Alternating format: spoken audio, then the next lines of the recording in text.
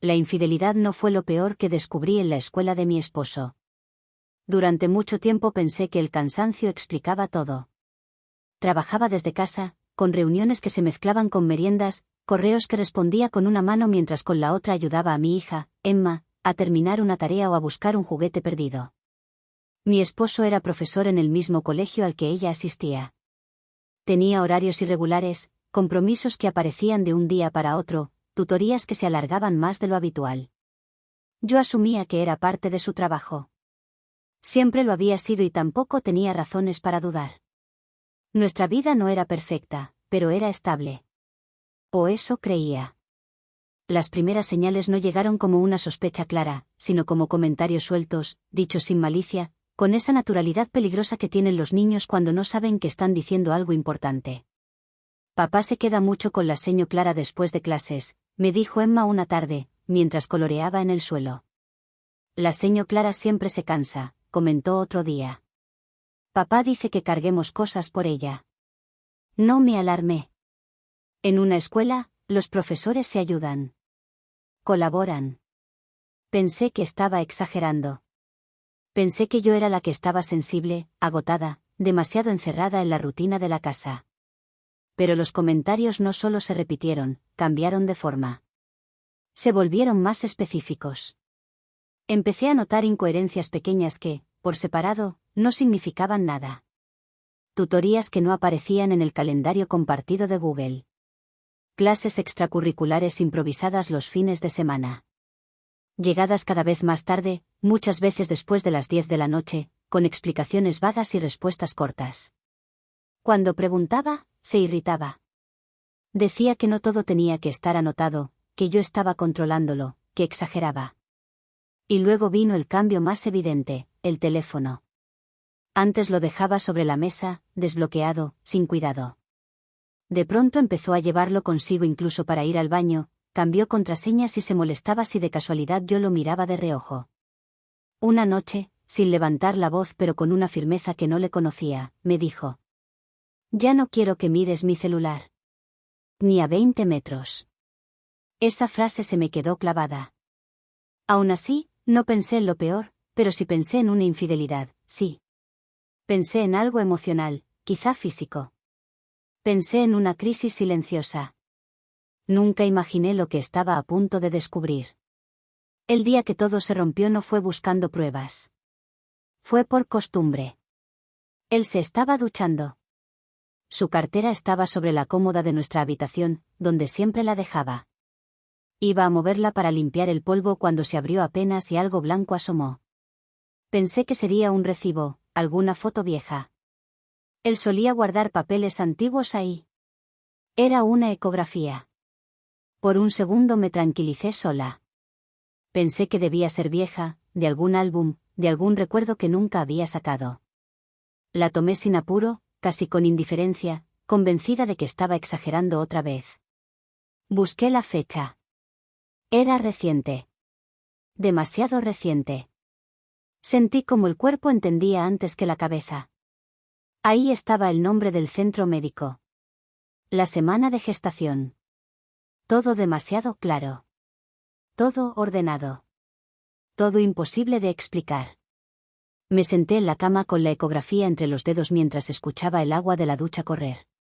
Pensé en los comentarios de Emma. En las tutorías que no estaban en el calendario. En las noches que llegaba tarde. En la forma en que protegía su teléfono como si fuera una extensión de su cuerpo. No estaba ocultando una relación o al menos no solo eso. Estaba ocultando un hijo. Cuando salió del baño, todavía no había dicho una sola palabra. Pero ya sabía que nada de lo que habíamos construido iba a sostenerse. Y aún no entendía que, por doloroso que fuera ese descubrimiento, eso no sería lo peor que iba a pasar. Actualización 1. La confrontación y la primera mentira. No dije nada de inmediato. Dejé la ecografía exactamente donde la había encontrado y salí del dormitorio como si solo hubiera ido a buscar algo. Él seguía en la ducha. Escuché el agua caer, el sonido del extractor, su tos leve. Todo era demasiado normal para lo que acababa de pasar. Me senté en la sala con las manos apoyadas en las piernas, mirando un punto fijo en la pared, tratando de ordenar algo que no tenía forma. Esa noche cenamos juntos. Yo casi no hablé. Él sí. Contó cosas triviales del colegio, mencionó un problema menor con un alumno, se quejó del cansancio. En ningún momento dijo el nombre de Clara. En ningún momento pareció incómodo. Me miró a los ojos varias veces sin bajar la mirada. Eso fue lo que más me desconcertó. No vi culpa, vi seguridad. Cuando Emma se fue a dormir, cerré la puerta de su habitación con más cuidado del habitual. Esperé a escuchar su respiración tranquila antes de volver al cuarto. Tenemos que hablar, le dije. No levanté la voz. No temblé. Creo que esa calma fue lo que lo desarmó. Saqué la ecografía de la cartera y la dejé sobre la cama, entre los dos. No hice ningún comentario. No hizo falta.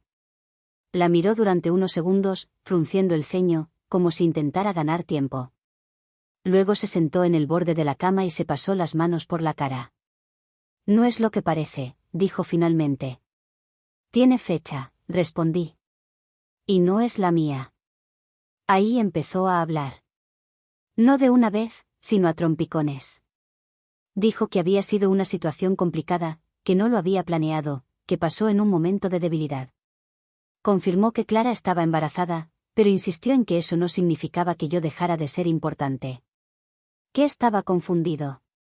Que necesitaba tiempo para entender qué hacer. Tiempo. Pensé en los meses anteriores. En las tutorías fuera de calendario. En los fines de semana ocupados. En las noches sola. Todo ese tiempo ya lo había tomado sin pedírmelo. Le pedí que se fuera de la casa esa misma noche. No fue una sugerencia. Fue una decisión. Al principio se negó. Dijo que no podía irse así, que tenía derecho a quedarse, que esa también era su casa. Cuando mencioné a Emma, su tono cambió. Se puso a la defensiva. Dijo que yo estaba exagerando, que estaba destruyendo la familia por algo que ya había pasado. Esa frase terminó de sellarlo todo. Preparó una mochila de mala gana. Caminaba por la casa como si aún esperara que yo cambiara de opinión. Antes de salir, me dijo que esto se podía arreglar si yo era razonable. No respondí. Cerré la puerta detrás de él con una firmeza que no sabía que tenía. Esa noche no dormí. A la mañana siguiente llamé a mi hermana. No le di demasiados detalles. Le dije que lo había echado de la casa y que necesitaba ayuda. Llegó esa misma tarde con una maleta pequeña y una presencia sólida que me sostuvo sin preguntas. Se quedó conmigo y con Emma. Se quedó en los silencios largos y en las noches donde el cuerpo no lograba relajarse. Él empezó a escribir mensajes casi de inmediato. Primero conciliadores, luego confusos, después irritados. Decía que necesitábamos hablar, que no podíamos tomar decisiones así, que estaba perdiendo el control de todo. Yo respondí solo lo necesario y siempre por escrito. No quería discusiones. No quería escenas. En el colegio, las cosas todavía seguían igual. O al menos eso parecía. Nadie había dicho nada oficialmente. Nadie había tomado medidas. Pero yo sabía que era cuestión de tiempo. El embarazo no podía ocultarse para siempre. La cercanía entre ellos ya había sido comentada antes. Y ahora, con un divorcio inminente, el silencio iba a empezar a romperse solo. Lo que todavía no sabía era cómo iba a romperse. Ni hasta qué punto él sería capaz de perder el control cuando entendiera que su vida no iba a recomponerse como había imaginado. Actualización 2. El silencio en el colegio no duró mucho. Al principio fueron rumores. Comentarios que me llegaban de forma indirecta, siempre incompletos, siempre con cuidado. Una madre que me preguntó si Emma seguiría allí el próximo año. Otra que evitó mirarme a los ojos en la fila de salida. Nada explícito, pero suficiente para entender que algo se estaba moviendo. El embarazo de Clara empezó a notarse. No de forma escandalosa, no como un anuncio público, sino como esas verdades que se vuelven visibles aunque nadie las nombre. Ropa más holgada, clases que ya no cubría sola. La presencia constante de mi esposo a su lado, demasiado evidente para quien quisiera mirar. Y la gente miró y habló. No hubo un comunicado del colegio ni una reunión extraordinaria. No hizo falta. La relación, el embarazo y el divorcio inminente eran demasiadas variables juntas. La dirección actuó como suelen actuar las instituciones cuando algo amenaza con volverse incómodo, con discreción, pero con firmeza. A Clara no podían despedirla. Nadie lo intentó. Continuó trabajando, más protegida que antes, más aislada también. A él, en cambio, sí podían sancionarlo. Y lo hicieron. Primero fue una amonestación formal. Luego, una suspensión. Finalmente, la rescisión de su contrato. Todo ocurrió en cuestión de semanas.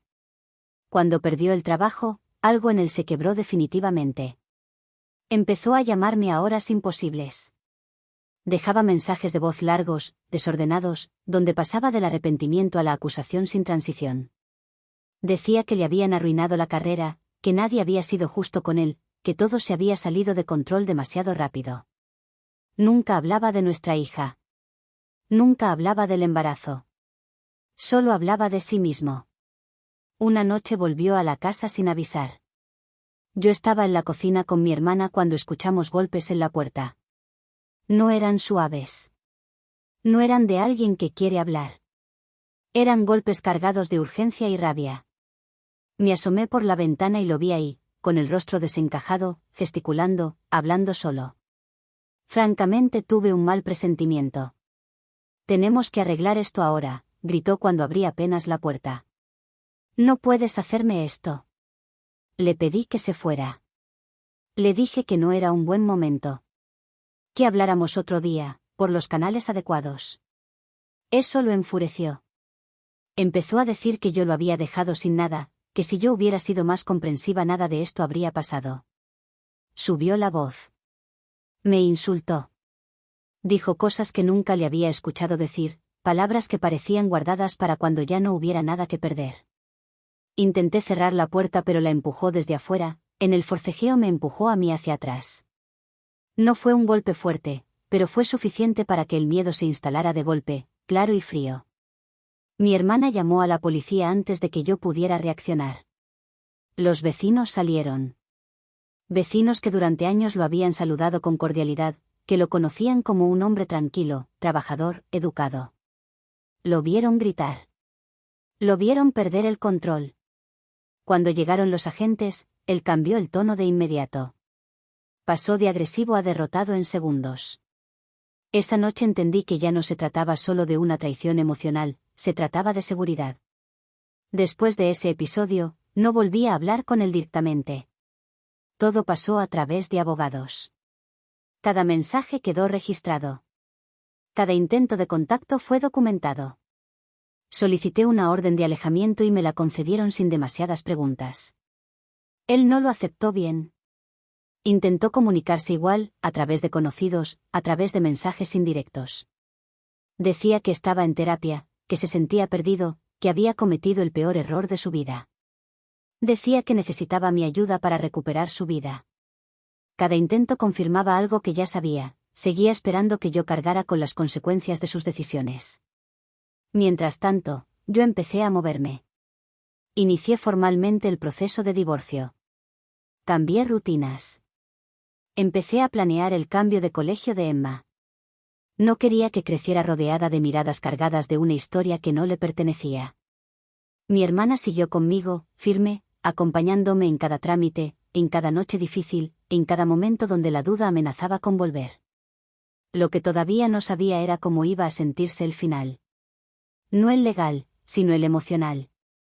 No sabía si iba a haber alivio, tristeza o una mezcla confusa de ambas cosas. Eso llegaría después. Actualización 3. El final no llegó con un portazo ni con una frase memorable. Llegó con una calma extraña, casi incómoda, como cuando el cuerpo deja de tensarse después de haber vivido demasiado tiempo en alerta. El divorcio avanzó sin sobresaltos. Quizá porque, para cuando empezó formalmente, yo ya había pasado por la parte más dura. No negocié desde la rabia ni desde el miedo. Negocié desde la certeza que buscaba el bienestar de mío y de mi hija. Cada documento que firmaba era una capa menos de una vida que ya no quería sostener. Mi hermana siguió conmigo durante ese tramo, acompañándome sin preguntas innecesarias, sosteniendo la rutina cuando a mí me costaba incluso pensar con claridad. Él intentó varias veces que retirara la orden de alejamiento. Decía que había exagerado, que había sido un empujón, sin intención, que jamás me haría daño. Lo decía con la misma convicción con la que meses antes me aseguraba que no pasaba nada con Clara. Mi abogado fue claro, y yo también, la orden se mantenía. No había nada más que discutir. El último intento fue una carta. No un mensaje, no una llamada. Una carta escrita a mano que me llegó a través de un conocido, como si ese gesto la hiciera más sincera. La leí completa. Decía que estaba en terapia, que se sentía vacío, que había perdido todo y que yo era la única persona que podía ayudarlo a recuperar su vida. No preguntaba por nuestra hija ni habla de sus errores. No asumía responsabilidades concretas. Solo pedía. Doblé la carta y la guardé en una carpeta junto con otros papeles que ya no necesitaba revisar. No respondí. Cambiar a Emma de colegio fue una de las decisiones que más me preocupaban y, al mismo tiempo, una de las más reparadoras. Temía que le costara adaptarse, que extrañara, que cargara con preguntas que yo no supiera responder. Pasó lo contrario. El primer día volvió contenta, hablando de una maestra nueva, de una amiga con la que había compartido el recreo. No mencionó a su padre ni una sola vez.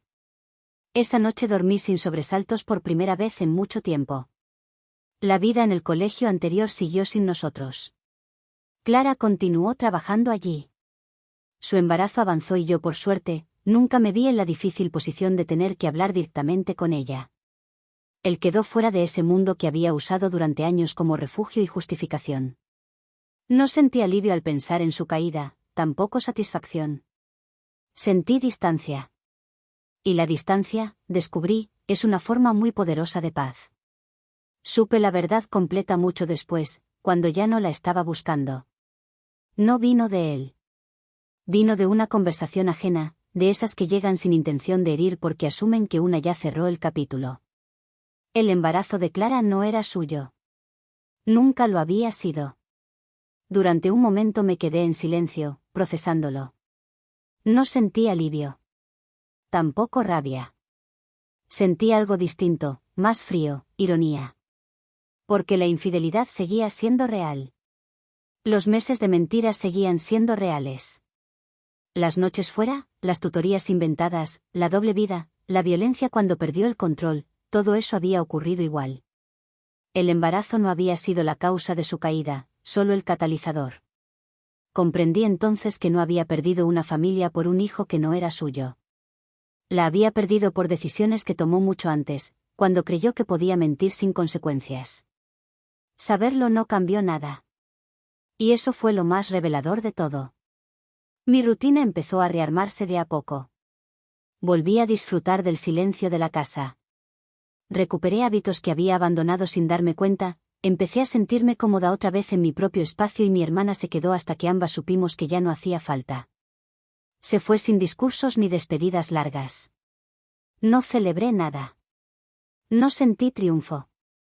Pero sí sentí algo más profundo, coherencia. Cada decisión que tomé después del descubrimiento del embarazo de la amante de mi esposo tuvo un solo objetivo claro: proteger a mi hija y protegerme a mí.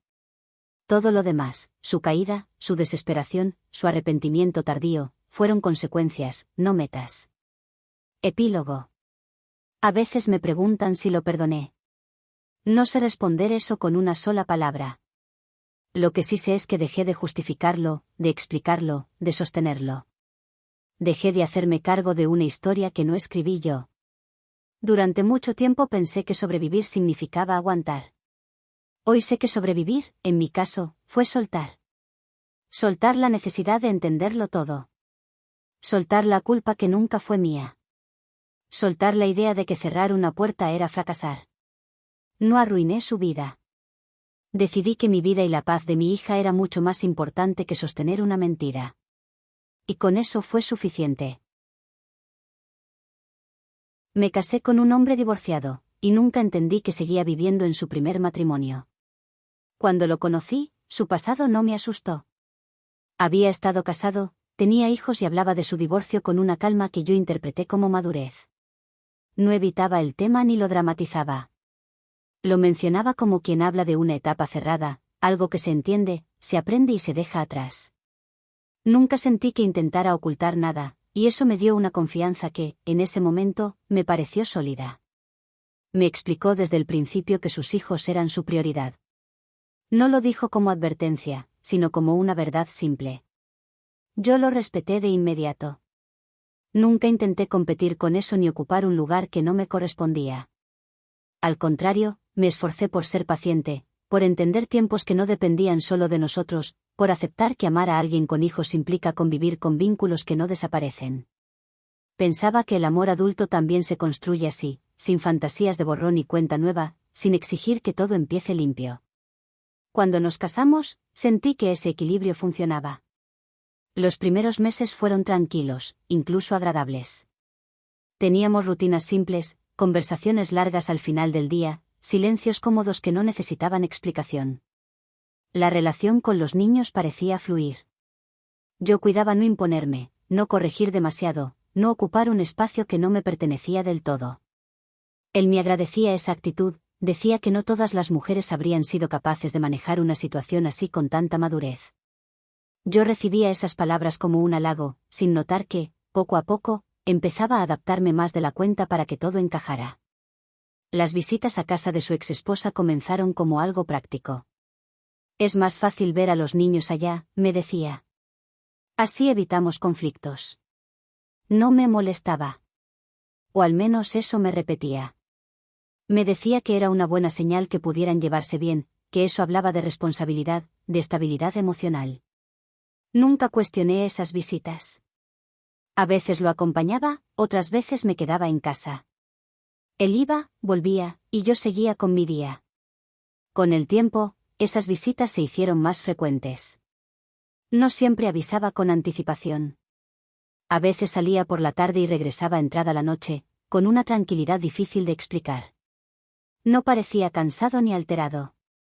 Volvía sereno, como si hubiera pasado por un lugar donde todo seguía siendo familiar. Yo no preguntaba demasiado. No quería parecer insegura. No quería ser la mujer que desconfía sin razones claras. Me decía que estaba exagerando, que era normal que un padre presente mantuviera cierta cercanía con la madre de sus hijos, que eso no tenía nada que ver conmigo. Pero había detalles que empezaron a quedarse conmigo más tiempo del que me habría gustado admitir. Los niños hablaban con una naturalidad que desarmaba cualquier intento de interpretación cuidadosa. Decían cosas sin maldad, sin intención de herir, como quien solo describe su mundo. Comentarios sueltos que, aislados, no significaban nada, pero que comenzaron a acumularse dentro de mí como piezas de un rompecabezas que todavía no lograba armar. Una tarde, mientras recogíamos la mesa después de cenar, uno de ellos comentó: «Cuando papá se queda a cenar con mamá es como antes», dijo uno de ellos una tarde. No me miró cuando lo dijo. No buscaba una reacción. Lo dijo como quien recuerda algo bonito. Sonreí. Nadie corrigió la frase. Nadie explicó nada. La conversación siguió como si nada.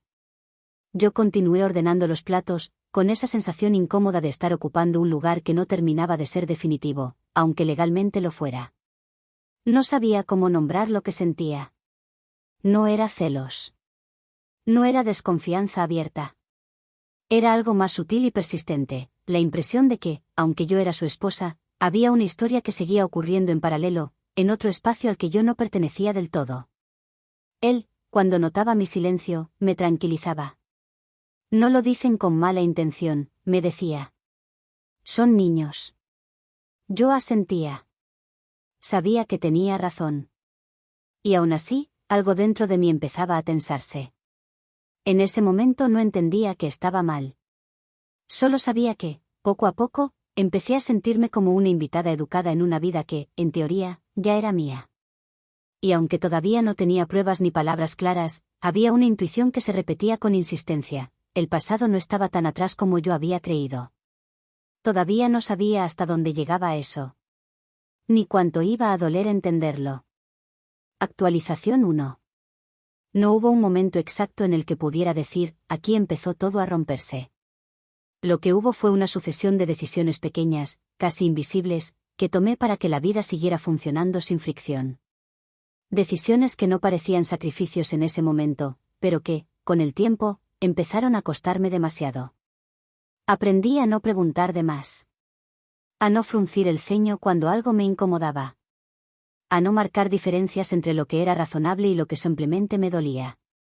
Cada vez que sentía esa incomodidad familiar en el pecho, me repetía que estaba exagerando, que no tenía derecho a sentirme así, que había historias más grandes que la mía en juego. Me convencí de que ser comprensiva era una virtud. Me convencí de que ser flexible era amor. Me convencí de que callar era madurez. Y en ese proceso, empecé a desaparecer sin darme cuenta. Las conversaciones dejaron de incluirme de forma natural. No porque alguien me excluyera abiertamente, sino porque yo misma aprendí a moverme en los márgenes. Escuchaba planes que no pasaban por mí, decisiones que ya estaban tomadas, recuerdos que no me pertenecían. Yo asentía, sonreía, aportaba lo justo para no parecer distante. Me volví experta en no incomodar. Noté que ya no hablaba de lo que sentía en tiempo real. Guardaba todo para después, para otro momento, para cuando no estuviera tan sensible, para cuando valiera la pena. Ese momento nunca llegaba. Lo que llegaba era el cansancio. Había noches en las que me acostaba a su lado sintiendo que estaba acompañada, pero no elegida. No era soledad física. Era algo más difícil de explicar, la sensación de ocupar un espacio que podía reacomodarse en cualquier momento sin que nadie lo notara demasiado. Empecé a justificar silencios que antes me habrían dolido. A decirme que no todo tenía que girar en torno a mí, que amar también era entender cuando no hacer ruido. Pero el cuerpo no entiende de discursos racionales. Empecé a estar irritable sin motivo claro. A sentir una tristeza baja, constante. A llorar en la ducha para que nadie lo notara. No porque hubiera una tragedia evidente, sino porque vivía con la sensación permanente de estar sosteniendo algo que no terminaba de sostenerme a mí. Había momentos en los que me preguntaba, casi con culpa, si no estaría siendo injusta. Si no estaba pidiendo demasiado. Si no estaba fallando en eso que llaman amor adulto. Cada vez que me hacía esas preguntas, la respuesta era siempre la misma: aguanta un poco más. Y aguantaba. Hasta que empecé a darme cuenta de algo incómodo, no estaba esperando que las cosas mejoraran. Estaba esperando acostumbrarme a que no lo hicieran. Un día me escuché decir en voz alta, casi sin pensarlo: está bien, no pasa nada.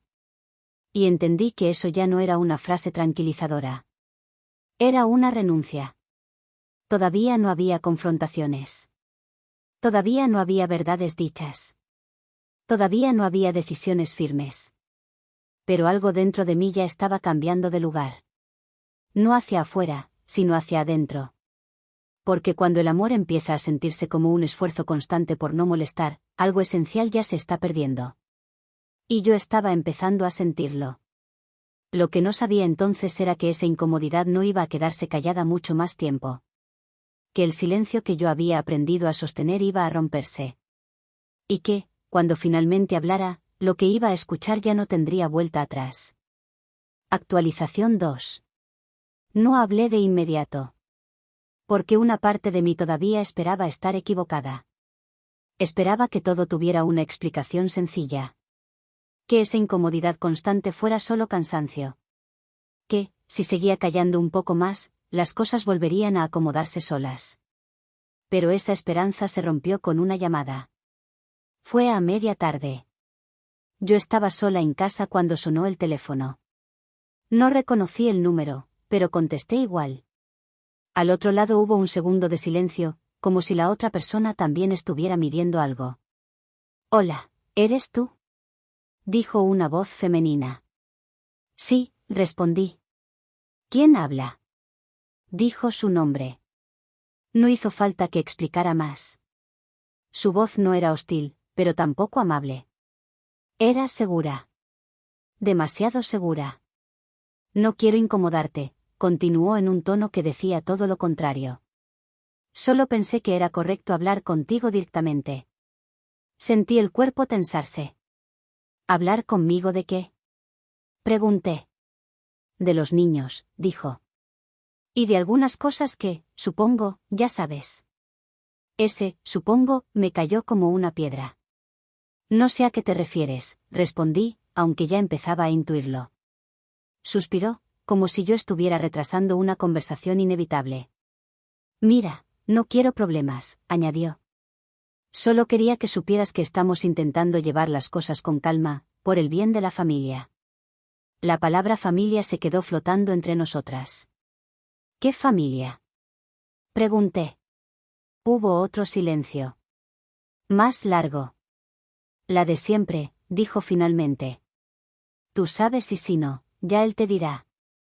Colgó poco después, sin despedirse, sin dramatismos. Como quien deja una verdad sobre la mesa y se va. Me quedé mirando el teléfono durante varios segundos. No sentí rabia inmediata.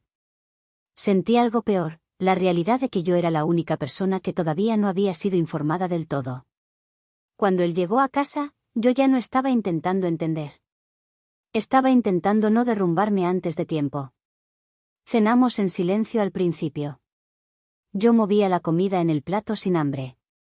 En un momento suspiré, más fuerte de lo que pretendía. Él levantó la vista. ¿Te pasa algo? Preguntó. Durante un segundo pensé en decir que no. Era lo automático, lo seguro. Pero algo dentro de mí ya no quiso seguir protegiéndolo. Sí, respondí. Me pasa algo. Dejó los cubiertos. Te escucho. Respiré hondo. No quería acusar. No quería gritar. Solo necesitaba decirlo sin adornos. Hoy me llamó tu ex, dije. Su expresión cambió de inmediato. No fue sorpresa.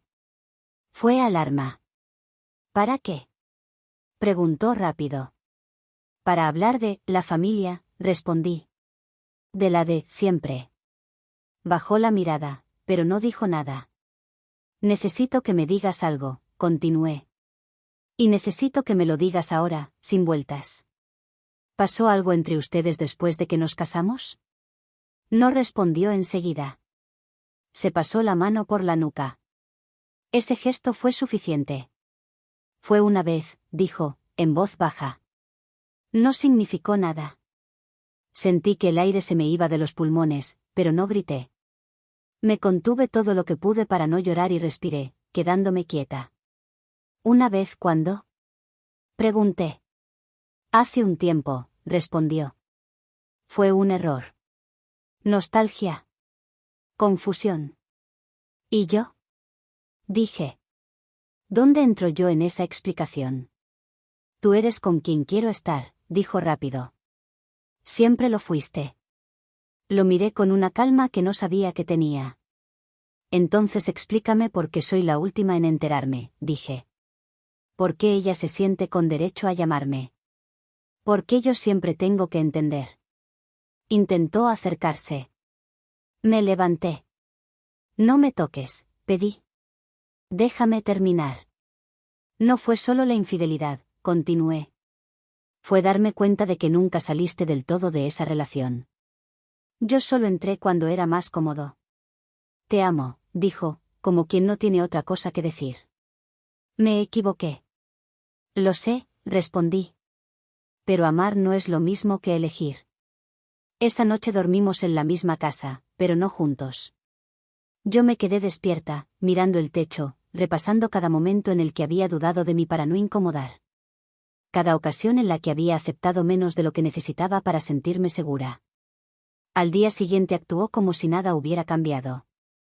Me preguntó si quería café, si iba a salir, si necesitaba algo. Esa normalidad fue lo que terminó de romperme. Porque entendí algo con una claridad dolorosa. Para él, la verdad ya estaba dicha y superada. Para mí, acababa de empezar el duelo. Todavía no sabía qué iba a hacer. No tenía un plan. No había tomado una decisión definitiva. Pero algo sí estaba claro, ya no podía seguir viviendo en una relación donde la verdad aparecía en voz baja y se esperaba que yo la aceptara en silencio. Y aunque todavía no lo sabía, ese fue el momento exacto en el que empecé a irme, incluso antes de empacar mis cosas. Actualización 3. Después de esa noche, la casa dejó de sentirse como un lugar compartido. Seguíamos viviendo bajo el mismo techo, pero ya no habitábamos el mismo espacio emocional. Todo estaba envuelto en una normalidad forzada que resultaba casi ofensiva. Él hacía café por la mañana, hablaba del trabajo, preguntaba si necesitaba algo.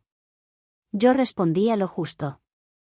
No porque estuviera castigándolo, sino porque algo dentro de mí ya se estaba retirando. La llamada de su ex no volvió a repetirse, pero tampoco hizo falta. Había dejado una marca clara, ella no solo seguía presente, se sentía con autoridad. Y eso no había nacido de la nada. Era el resultado de años de límites difusos, de silencios convenientes, de un pasado que nunca terminó de cerrarse. Empecé a planear mi salida en silencio. No como un acto impulsivo, sino como quien organiza algo delicado. Hablé con mi familia. Revisé opciones. Pensé en qué llevarme y qué dejar atrás. No quería irme en medio de una discusión ni convertir mi partida en una escena. Necesitaba hacerlo con la misma calma con la que había sostenido todo hasta ese momento. El duelo empezó ahí, mucho antes de empacar. Era un duelo extraño, porque él todavía estaba presente. Porque dormía en la habitación de al lado. Porque seguía llamándome por mi nombre como si nada se hubiera roto. Pero yo ya estaba despidiéndome de una versión de mí que había aguantado demasiado. Una noche, mientras yo guardaba ropa en silencio, entró a la habitación y se quedó mirándome. ¿Qué estás haciendo?, preguntó, aunque la respuesta era evidente. Pensando, dije. Se acercó un poco más. Desde aquella conversación estás distinta, añadió. No puedes irte así, sin hablarlo bien. Lo miré. No con enojo. Con cansancio. Ya hablamos, respondí. Lo que pasa es que tú hablaste para cerrar. Yo hablé para empezar a entender. Ahí fue cuando lo vi asustarse de verdad. No quieres decir, empezó, pero no terminó la frase. Sí, dije. Quiero decir eso.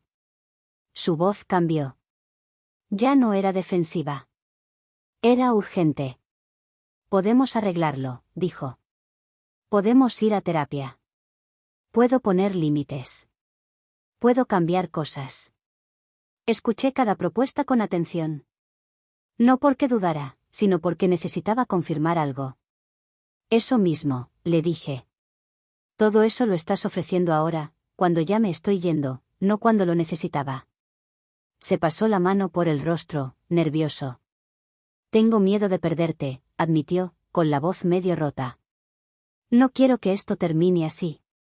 Esto terminó mucho antes, respondí. Solo que yo tardé en aceptarlo. Intentó convencerme con promesas que ya conocía. Que ahora sí iba a ser distinto. Que esta vez entendía. Que no iba a volver a pasar. Hablaba rápido, como si el tiempo se le estuviera acabando. Y tenía razón. No dudo de que sientas algo, le dije. Pero no quiero quedarme esperando a que vuelvas a elegirme cada vez que el pasado toque la puerta.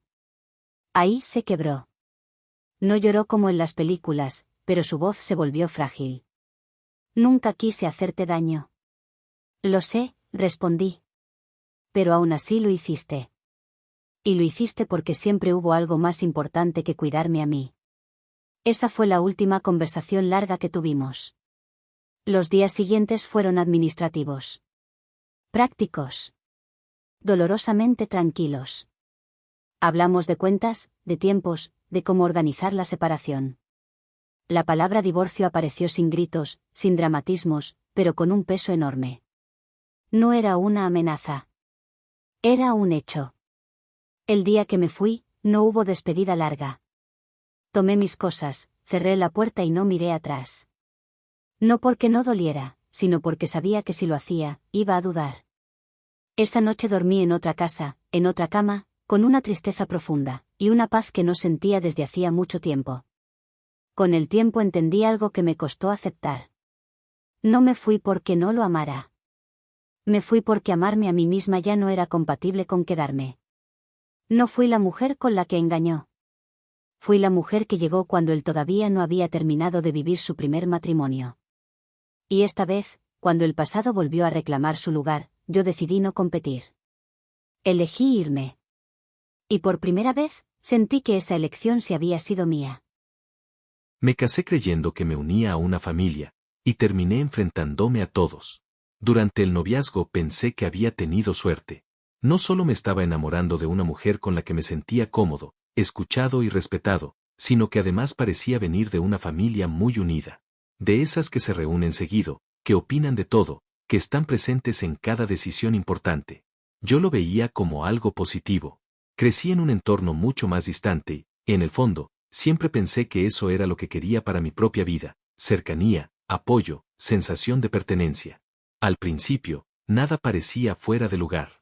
Su madre era intensa, sí, pero siempre lo justificaba como preocupación. Sus hermanos opinaban, pero desde un lugar que yo interpretaba como protección. Sin embargo, visto desde otra perspectiva, todo comenzó con aquella primera vez que su madre corrigió algo que yo había dicho. Lo hizo sonriendo. No fue un comentario duro ni una crítica directa. Fue una frase pequeña, casi amable. No, él quiso decir otra cosa, aclaró, mirándome solo un segundo antes de seguir hablando. Yo asentí. No valía la pena marcarlo. Era una comida familiar, estábamos conociéndonos, y nadie parecía incómodo excepto yo. Ella me apretó la mano debajo de la mesa, como pidiéndome paciencia. Lo interpreté como apoyo. La segunda vez ocurrió semanas después. Estábamos hablando de mudarnos juntos y uno de sus hermanos opinó sobre el barrio que yo había sugerido. No sé si es buena idea, dijo. A ella nunca le gustó esa zona. Yo iba a responder, pero ella se adelantó. Es verdad, dijo. Prefiero algo más tranquilo. No lo habíamos hablado antes. Pero sonreí igual. Pensé que era una diferencia normal, algo que se ajustaría después. Durante el noviazgo, ese tipo de cosas pasaban seguido. Opiniones que no pedía. Decisiones que se cerraban sin mí. Comentarios que no eran ofensivos, pero que siempre parecían colocarme un paso atrás. Cuando lo mencionaba, ella tenía la misma respuesta, dicha de distintas maneras. No lo hacen con mala intención. Así son ellos. Solo se preocupan por mí. Yo quería creerlo. Elegí creerlo. Había momentos en los que me sentía observado, evaluado sin que nadie lo dijera en voz alta. Como si cada gesto mío se comparara con una versión previa de su vida que yo no conocía del todo. En reuniones familiares aparecían historias del pasado, anécdotas donde yo no existía, decisiones que siempre se habían tomado así. Yo escuchaba. Me adaptaba. Me decía que el amor también era eso, aprender a convivir con lo que el otro trae. Nos comprometimos rápido. No por presión, sino porque todo parecía avanzar con naturalidad. Yo sentía que estaba entrando a una vida ya formada y pensé que, con el tiempo, encontraría mi lugar. No quería ser el que pusiera límites demasiado pronto. No quería parecer desconfiado, rígido, difícil. Después del matrimonio, esas pequeñas cosas dejaron de sentirse aisladas. Su madre empezó a aparecer sin avisar. No entraba como visita, entraba como costumbre. Abría la nevera, opinaba sobre la casa, preguntaba cosas que no le correspondían. Siempre con una sonrisa. Siempre con ese tono que hacía difícil decir esto no me gusta sin quedar como el exagerado. Una vez, mientras acomodaba algo en la cocina, dijo. A ella le gustaba más cuando las cosas estaban como antes. No dijo antes de qué. No hizo falta. Yo miré a mi esposa esperando alguna reacción. Ella me miró a mí y dijo. No te lo tomes personal. Empecé a notar que muchas conversaciones no se terminaban entre nosotros dos. Que discusiones privadas reaparecían, suavizadas, en comentarios familiares. Que cosas que yo había dicho en confianza ya no eran solo nuestras. Todavía no había una pelea clara. Todavía no había una traición evidente. Pero había una sensación constante que no sabía cómo nombrar, la de estar entrando a un lugar donde las reglas ya estaban escritas, y yo no había participado en ninguna. Aún así, seguí adelante. Porque no quería ser el problema. Porque me decía que entender era amor. Porque pensé que adaptarme era parte del compromiso. Todavía no sabía hasta dónde podía llegar todo eso. Pero ya empezaba a entender algo incómodo. No me había casado solo con una mujer. Me había casado con una dinámica. Y esa dinámica no estaba pensada para incluirme. Actualización 1. No hubo un punto exacto en el que pudiera decir aquí empezó el problema. Lo que hubo fue una cadena de pequeñas decisiones que tomé para que la convivencia fuera más fácil, para todos menos para mí. Empecé a elegir mis batallas. O, más bien, a no elegir ninguna. Si algo me incomodaba, lo dejaba pasar. Si una opinión ajena se colaba en una decisión que era nuestra, me decía que no valía la pena discutir. Si una conversación me dejaba con esa sensación amarga en el estómago, la justificaba antes de que llegara a convertirse en reclamo. Me repetía que estaba siendo maduro, que estaba siendo comprensivo, que así funcionan los matrimonios que duran para toda la vida. Con el tiempo, entendí que no estaba evitando conflictos, estaba entrenándome para desaparecer sin ruido. Las dinámicas en casa se fueron deformando despacio. Ya no era solo la presencia física de su familia, sino la forma en que ocupaban espacio incluso cuando no estaban ahí. Las decisiones importantes parecían venir con un ya lo hablamos implícito. Yo me enteraba tarde. O peor, me enteraba cuando ya no había nada que decidir. Lo comenté con mi mamá, me decía. ¿Cree que sería mejor hacerlo así? No me preguntaba si estaba de acuerdo. Me informaba. Cuando intentaba marcarlo, la respuesta era siempre la misma, envuelta en un tono que hacía parecer mi incomodidad como una exageración. No lo dicen por mal. Es su forma de ser. Solo quieren lo mejor para mí. Yo asentía. No porque estuviera de acuerdo, sino porque no sabía cómo discutir algo que venía presentado como preocupación. Empecé a notar que ya no hablaba con libertad. Medía palabras. Ajustaba silencios. Evitaba ciertos temas para no generar tensión. Y sin darme cuenta, empecé a llegar a casa cansado, incluso en días tranquilos. Había noches en las que me sentaba en el sofá y sentía que estaba acompañado, pero no respaldado. No era soledad física. Era algo más difícil de explicar, la sensación de que mi lugar dentro del matrimonio dependía de lo bien que supiera adaptarme a una estructura que no había elegido. Intenté hablarlo con ella más de una vez. No desde el reproche, sino desde el cansancio. Siento que no tenemos espacio propio, le dije una noche. Como si todo se discutiera en otra parte antes de llegar a nosotros. Me escuchó. De verdad lo hizo. Pero la respuesta fue la misma. Ellos solo se preocupan por mí, dijo. No entiendo por qué te afecta tanto. Ahí empecé a darme cuenta de algo incómodo, lo que para mí era invasión, para ella era normalidad. Yo estaba tratando de construir límites en un lugar donde nunca habían existido. Lo más inquietante fue notar cómo lo íntimo dejaba de serlo. Conversaciones que solo habíamos tenido ella y yo reaparecían, suavizadas, en comentarios familiares. Opiniones que yo había compartido en privado eran respondidas por terceros, como si hubieran estado presentes. Una tarde, su madre me dijo algo que me dejó helado. A ella le cuesta mucho cuando siente que no la entienden. No había forma de que supiera eso sin que alguien se lo hubiera contado. Miré a mi esposa. No negó nada. Solo dijo, no me gusta cargar sola con las cosas. Y ahí entendí que no estaba siendo malintencionada. Estaba siendo coherente con una forma de vivir que yo no compartía. Aún así, no pensé en irme. No pensé en terminar nada. Me convencí de que, con paciencia, todo se acomodaría. Que una vez que se acostumbraran a verme como parte permanente de su vida, el ruido bajaría. Que solo necesitaba aguantar un poco más. Pero algo empezó a cambiar dentro de mí.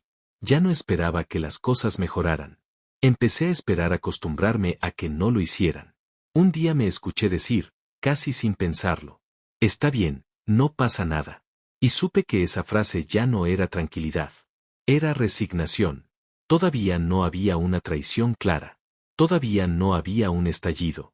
Pero yo ya estaba cediendo espacio dentro de mi propio matrimonio. Y sin saberlo todavía, estaba a punto de descubrir que ese espacio no se quedaba vacío. Actualización 2. El segundo año todavía no había empezado y ya sentía que estaba viviendo en una casa donde cada decisión debía pasar por un filtro invisible. No era una regla explícita, nadie me dijo esto funciona así, pero lo entendí por repetición. Cada vez que proponía algo, mi esposa asentía, y luego aparecía una versión distinta de esa misma conversación, ya modificada por opiniones externas. Lo estuvimos hablando con mi mamá, me dijo una tarde, como si fuera lo más natural del mundo. Cree que sería mejor hacerlo de otra forma. No preguntó si yo estaba de acuerdo. Me informó. Empecé a notar que ya no éramos dos personas decidiendo juntas, sino una idea que se discutía en otra mesa y luego se traía de vuelta como conclusión. Cuando intentaba señalarlo, ella se ponía a la defensiva. No exageres, decía. Solo estoy escuchando otros puntos de vista. ¿Y el mío? Pregunté una vez. El tuyo ya lo conozco. Esa frase me dolió más de lo que quise admitir. La presencia de su madre ya no era solo física. Estaba en las decisiones, en las conversaciones, incluso en los silencios. Si algo no salía bien entre nosotros, no lo hablábamos demasiado. Al día siguiente, su madre sabía que habíamos tenido un problema. No con detalles exactos, pero con suficientes pistas como para opinar. Tienes que ser más comprensivo con ella, me dijo una vez, mirándome fijo. No todos los hombres saben manejar a una mujer sensible. No respondí. Miré a mi esposa esperando alguna reacción. Ella bajó la mirada y dijo: mi mamá solo se preocupa. No lo tomes personal. Empecé a sentirme evaluado constantemente, como si estuviera a prueba, como si cada error, cada discusión, cada gesto fuera anotado en un registro al que yo no tenía acceso. Y lo peor era que no sabía cómo defenderme sin quedar como el problemático. Fue en ese contexto que apareció algo que terminó de descolocarme. Una noche, mientras usaba su teléfono para buscar una foto que habíamos tomado días antes, vi un nombre que reconocí de inmediato. No fue curiosidad. Fue una reacción automática. Un mensaje reciente. Nada explícito. Nada comprometedor a primera vista. Solo una conversación que claramente no había empezado ese día. ¿Desde cuándo hablas con él?, pregunté, intentando mantener la voz estable. Mi esposa suspiró, como si yo acabara de decir algo innecesario. Hace tiempo, respondió. No es lo que estás pensando. No levanté la voz. No hice un escándalo. Le pedí que me explicara. Él solo quería saber cómo estaba, dijo. Hemos hablado algunas veces. Nada más. Ese nada más se me quedó atravesado. ¿Por qué no me lo contaste?, pregunté. Porque sabía que ibas a reaccionar así, respondió. Siempre exageras. No supe qué decir. No porque no tuviera argumentos, sino porque entendí que, para ella, el problema no era la conversación, sino mi incomodidad. Me dijo que su familia siempre había confiado en él, que era una buena persona, que no había ningún tipo de intención rara. Que yo estaba mezclando celos con inseguridad. No te estoy engañando, me aseguró. Solo necesito hablar con alguien que me entienda. Ahí fue cuando algo se acomodó mal dentro de mí. Durante días traté de convencerme de que estaba exagerando. Que hablar con un ex no era, por sí solo, una traición. Que el problema no era él, sino el contexto. Pero cada vez que intentaba recuperar un poco de terreno, cada vez que quería volver a sentir que éramos un equipo, aparecía la misma sensación. Yo ya no era el principal espacio de confianza. Lo confirmé de la peor manera. En una comida familiar, uno de sus hermanos hizo un comentario que no podía haber salido de la nada. Bueno, al menos ahora tienes con quién hablar cuando te sientes incomprendida. No dijo el nombre. No hacía falta. Sentí un nudo en el estómago. Miré a mi esposa. No negó nada. Solo me miró y dijo, en voz baja: no empieces. Ese fue el momento exacto en el que entendí que algo esencial se había roto. No era solo la conversación con el ex. Era la validación que había encontrado fuera. Era la comodidad con la que su familia lo aceptaba. Era el lugar que yo estaba perdiendo sin que nadie pareciera notarlo. Esa noche dormimos en la misma cama, pero no juntos. Ella se quedó mirando el teléfono. Yo miré el techo. No hubo discusión. No hubo reconciliación. Solo una distancia que ya no se podía ignorar. Por primera vez, pensé seriamente en irme. No como amenaza. No como estrategia. Como una posibilidad real. Y aunque todavía no lo sabía, esa idea ya había empezado a tomar forma. Actualización 3. No tomé la decisión de irme de un día para otro. Fue algo que se fue formando en silencio, como se forman las certezas que ya no necesitan ser discutidas. Durante semanas intenté recomponer algo que ya no existía. Propuse límites, pedí espacio, intenté volver a sentir que éramos un equipo. Cada intento terminaba en la misma respuesta. No es para tanto. Estás exagerando. Ellos solo se preocupan por mí. Empecé a notar que ya no hablábamos de nosotros. Hablábamos de ellos y yo. Yo siempre quedaba fuera de la ecuación principal. La gota final no fue una discusión. Fue una escena pequeña, casi insignificante para cualquiera que no estuviera viviendo dentro de esa dinámica. Estábamos en casa cuando su madre apareció sin avisar. Entró, se sentó y empezó a hablar como si yo no estuviera ahí. Comentó que ella estaba preocupada por su hija, que la veía apagada, que no entendía cómo había llegado a ese punto. Ella no era así antes, dijo. Algo cambió. No me miró. No hizo falta. Mamá, ya hablamos de esto, respondió mi esposa. No empieces. Pero no la detuvo. Cuando se fueron, le dije que no podía seguir así, que no me sentía respetado, que ya no tenía un lugar claro en su vida. Me escuchó con los brazos cruzados, visiblemente cansada. Siempre haces esto, dijo. Todo lo conviertes en un ataque a mi familia. No es un ataque, respondí. Es un límite. Suspiró, como si yo estuviera siendo infantil. Si no puedes con esto, no sé qué decirte. Esa frase fue suficiente. Al día siguiente le dije que necesitaba irme. No como amenaza, no como castigo. Como una decisión. Le dije que recogerían mis cosas, que necesitábamos espacio, que ya no podía seguir en un lugar donde me sentía constantemente cuestionado. No lloró. No gritó.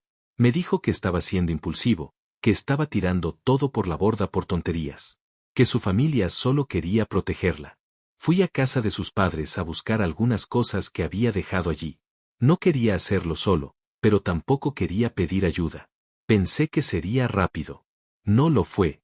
Su padre me estaba esperando. No levantó la voz. No hizo gestos bruscos. Pero se acercó demasiado. Cerró la puerta detrás de mí y me habló en un tono bajo, firme, como quien no necesita gritar para imponer presencia. ¿Así que te vas? Me dijo. Después de todo, intenté mantener la calma.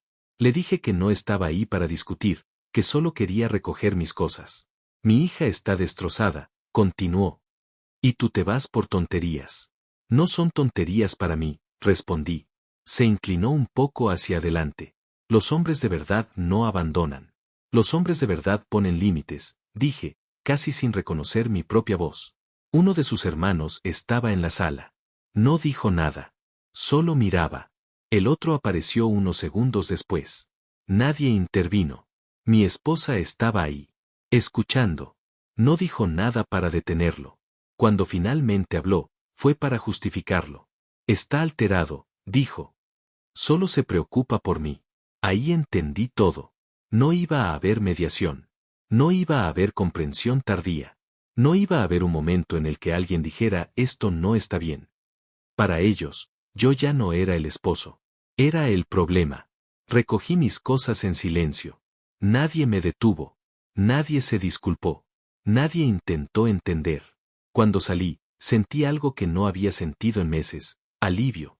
No porque doliera menos, sino porque ya no estaba dudando. No estaba dejando a una mujer. Estaba saliendo de un sistema donde nunca tuve un lugar propio. El matrimonio terminó poco después. Sin escándalos.